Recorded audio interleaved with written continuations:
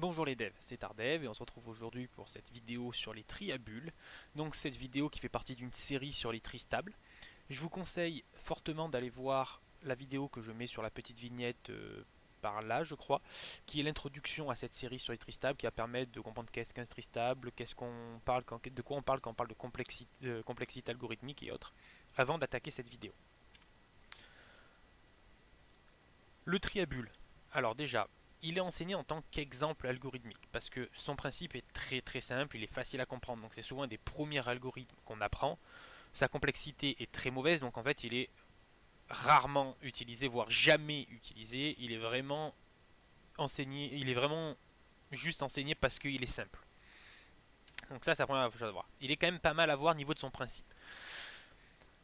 Quel est le principe de l'algorithme? Donc il va parcourir tout le tableau ici et il va comparer deux éléments consécutifs. Donc il va par exemple comparer le 5 et le 1, puis ensuite l'élément qui aura là, et ainsi de suite, il va les comparer deux à deux. Lorsqu'il va trouver que deux éléments ne sont pas dans le même ordre, dans le bon ordre plutôt, par exemple là le 5 et le 1, il va les échanger. Ce qui va faire que quand on va commencer, à la fin du premier passage, alors là il dit premier passage, vous allez voir qu'en fait il y a deux boucles. Non, c'est bon, j'ai rien dit, pardon. Là, c'est bien le premier passage où il montre. Donc, les flèches, le premier passage, c'est la boucle générale. Et les petites flèches, c'est les échanges qui vont être faits à l'intérieur de cette boucle-là. Donc, on peut voir qu'au début, par exemple, le 5 et le 1 vont s'intervertir, vu que le 5 est plus grand que le 1. Donc, ça s'intervertit. Donc, le 5 se retrouve ici. Et le 1 se retrouve ici. Donc, après, il va venir comparer le 5 et le 7. Ça bouge pas, puisque c'est dans le bon ordre. Ensuite, ça va comparer le 7 et le 2. Donc, le 7 va venir ici à la place du 2. Le 2 va venir ici. Du coup, il va y avoir le 7 ici et le 6. Donc, il va encore les intervertir, vu que le 7 est plus grand. Ensuite, il va y avoir 7 et 4 qui vont encore changer, et 7 et 3. Ce qui fait que le 7, en fait, va faire ici, puis ici, puis ici, puis il va venir enfin en dernière position. Donc c'est bien le 1 qu'on a ici, pardon. À la fin du premier passage, le plus grand élément est forcément à la fin du tableau. Donc le tri à bulles, pourquoi? C'est ça, c'est qu'en fait, il faut l'imaginer comme des petites bulles, où la plus lourde va arriver en bas en première. Donc à la fin du premier tri, il va passer tout de suite et la plus grande va forcément, il va la faire remonter en fin de tableau. Au deuxième passage, la deuxième plus grande, donc là, il va intervertir le 5 et le 2, puis le 6 va remonter jusqu'ici, et du coup, à la fin du deuxième passage, la deuxième plus grande valeur sera forcément bien placée également dans le tableau, et ainsi de suite, pour avoir tous les éléments bien triés. Donc en pseudocode, qu'est-ce que ça donne? On va envoyer un tableau à trier, donc noté T de 1 à N, et on va parcourir une première boucle où on va partir en disant à la fin du tableau, donc i qui est égal à n-1 et qui va aller jusqu'à 1. Donc là, attention, on est purement algorithmique, l'index 1 correspond bien à la première case. Je sais que dans les langages informatiques, c'est l'index 0, mais là, on est sur la première case sur un index 1. Et dans cette boucle-là, dans cette boucle interne, on va parcourir chaque élément du tableau et on va venir faire les comparaisons. Donc par exemple, pour le premier passage, on va le voir juste après, du coup, pour le premier passage. Donc là c'était en pseudocode, vu que ici j'ai juste mis échanger les deux valeurs. Là on a le même algo, sauf que j'ai transformé échanger les valeurs en vrai code. Qu'est-ce qui se passe? Qu'est-ce qui se passe? C'est que comment on fait pour échanger, on l'a déjà vu dans le tri par insertion, mais je le redis ici. Quand vous avez deux verres, un verre d'eau, un verre de lait, comment vous faites pour que le contenu du verre d'eau, l'eau aille dans le verre de lait et que le lait aille dans le verre d'eau sans mélanger les deux? Vous êtes obligé de prendre une troisième verre où vous transvasez. Pour les variables, c'est les mêmes choses. Donc là, l'élément qui nous permet de transvaser, on va l'appeler élément. Ce qui nous permet de faire l'échange sans perdre, nos éléments. Donc on commence au premier tour, qu'est-ce qui se passe? On a un n ici qui est égal à 6, puisque c'est la longueur du tableau. Ici, en premier passage, i va être égal à n moins 1, donc i va être égal à 5. Et quand on va rentrer dans cette boucle, j va être égal à 1. Donc j'ai initialisé mes variables. Si t de j plus 1 est inférieur à t de j, donc qu'est-ce qu'on va vérifier? On va vérifier si t de 2, donc t2, donc le 4 ici, est plus grand que le 1.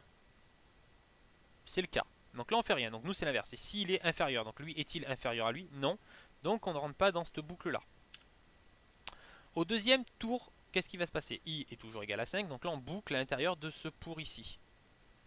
Donc le J va être incrémenté de 1, donc J va passer à 2. Et on va faire la même vérification. On voit qu'elle est fausse puisque 4 est bien inférieur à 5, donc on ne rentre pas dans la boucle qui est là.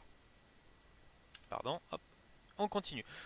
Alors on a sauté plusieurs étapes puisqu'en fait le J3 on va venir comparer le 5 et le 15 et on voit que ça va faire la même chose. Donc on est passé directement à l'étape d'après où le J est égal à 4 et on va venir comparer du coup le 15 et le 3. Donc effectivement J plus 1, donc le 3 est bien inférieur à J qui est égal à 15.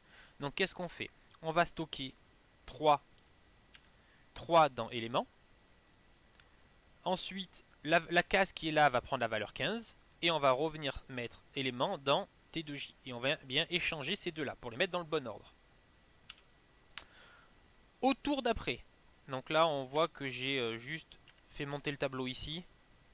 On est bien sur le tableau à la fin du tour 4 ici. Hein. On était là à peine, à cette étape-là, pour qu'on ait la place de tout afficher sur l'écran. Au tour d'après, on fait la même chose entre le 15 et le 11. On a bien le 11 qui est inférieur au 15, donc on re-rentre dans ceci qui est là, dans cette condition, et on refait l'échange des deux. Et on se retrouve à la fin du premier tour, donc là le premier tour de cette boucle là, du pour où il y a le i, et on a bien le plus grand élément qui est à la fin. On fait ça pour i est égal à 2. On voit tout de suite en fait que i égale 2, je ne l'ai pas faite niveau démonstration, pourquoi pardon, i égale 5, donc là i égale 4, ici, j'ai mis que j1, il se passe rien, puisque j est égal à 1, le 1 et le 4 sont bien triés. Pour le 2, c'est pareil, puisque le 4 et le 5 sont bien triés. Donc on passe directement pour j égale 3, où on vient voir que là le 5 et le 3 sont pas dans le bon ordre, donc là on va les échanger.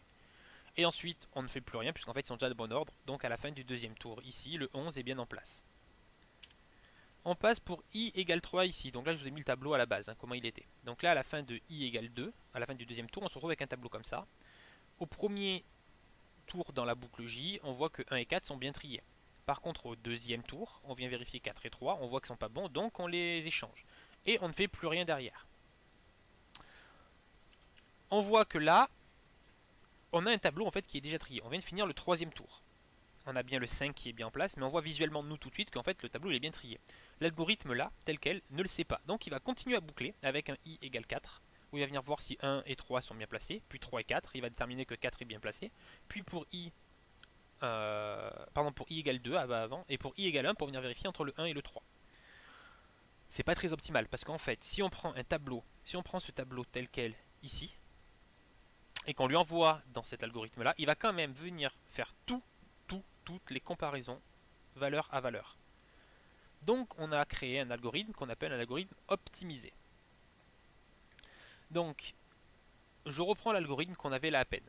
C'est ce que je disais, si on a un tableau 1, 3, 4, 5, 11 et 15 qui est déjà trié, on va forcément faire les n facteurs de n-1 divisé par 2 comparaisons, même si le tableau est déjà ordonné. On va toutes les vérifier. Donc ce n facteur de n-1, c'est quand on retrouve c'est le n carré moins n divisé par 2. Si vous ne connaissez pas ce que c'est cette formule, on la verra un peu après dans la partie complexité qui est en fin de vidéo. Mais je vous conseille vivement d'aller voir la vidéo sur le tri par insertion où j'explique exactement comment on retombe sur cette complexité, d'où elle vient. Donc l'algorithme qui nous permet d'optimiser, c'est ce qui a été rajouté en vert. Donc on va rajouter une variable qu'on va appeler permute, qui va nous permettre de savoir en fait si on a bien permuté un élément. C'est-à-dire que si on fait un parcours ici du tableau et qu'on ne permute aucun élément, ça veut dire qu'on est déjà trié. Ensuite, on va plus avoir ce i, puisque là, on part du principe, avec un pour, qu'on va forcément faire tous ces passages-là. Là, on va faire un tant que. Et tant que ce permute, il est vrai. Par contre, du coup, on a un problème, c'est que ici, on utilisait la variable i pour savoir jusqu'à où on allait niveau j. Et là, on va utiliser la variable passage et on va recalculer le i. On voyait que i ici était égal à n-1, qui était fait à son ancien pour, et qu'on décrémentait à chaque passage de boucle ici. Et bien maintenant, ce i là, donc on remet le n-1 et on vient mettre le moins passage qui est là, qu'on vient incrémenter à la fin du temps que.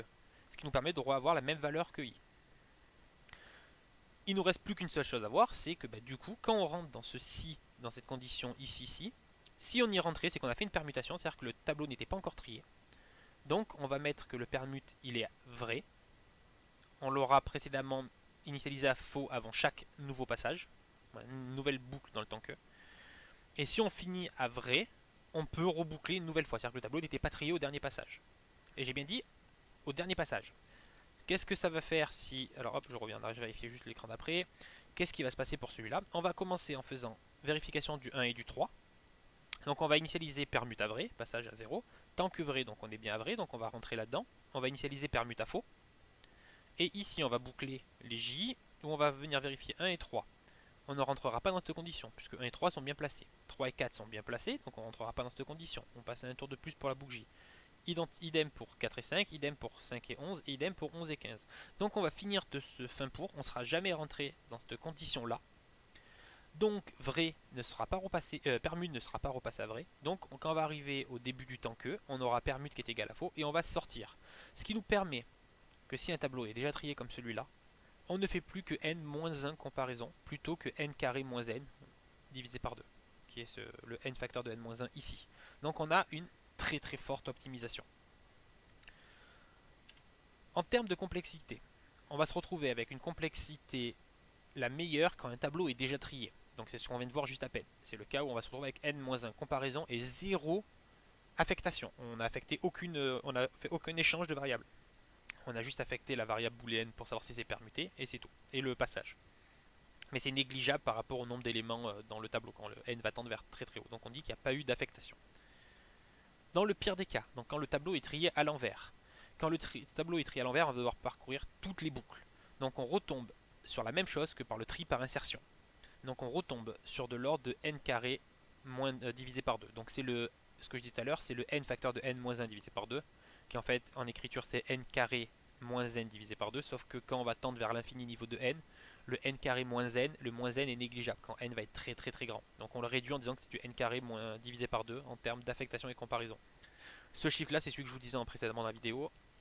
N'hésitez pas à aller voir ma vidéo sur le tri par insertion que je vous mets en descriptif ici. Et sur le tri par insertion, tout à la fin de la vidéo, je vous explique comment on tombe sur ce chiffre là, comment il est calculé, je vous donne la petite astuce pour retrouver ça en termes mathématiques.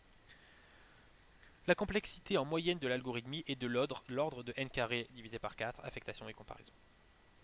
Donc voilà pour cette petite vidéo sur le tri à bulles. Je vous laisse avec un écran de fin où vous aurez un petit carré pour aller voir l'introduction sur cette série qui sont sur les tris stables. Et qu'est-ce que sont les tris, pourquoi on a qu'est-ce qu'un tri stable.